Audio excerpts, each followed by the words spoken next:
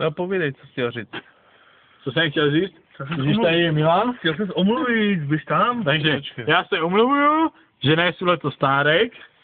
Počkej, takhle dál jako. Jdeš do světla, ne? Já se omluvuju, že letos nejsou Stárek, protože a poněvadž mám nohu v piči. Takže protože a poněvadž je Mateš Turek Stárek s Janou Novákovou. Já jsem byl 2 roky Stárek, budu příští rok Stárek a everybody šamrola, ale everybody svý, hele, tady jde o to, aby se to prostě tady v Cítenicích udrželo. O to jde o to pozvat všechny lidi, aby se do té zábavy zapojili, prostě jde o to, aby tady Citonice zase žili. Aby tady žili tou zábavou, žili tady posvícením a žili tady prostě tím, že se bavíjou. Aby se prostě ti lidi tady v Citonicích bavili. O to nám jde. O to nám jde všem. OK, everybody see. Hey!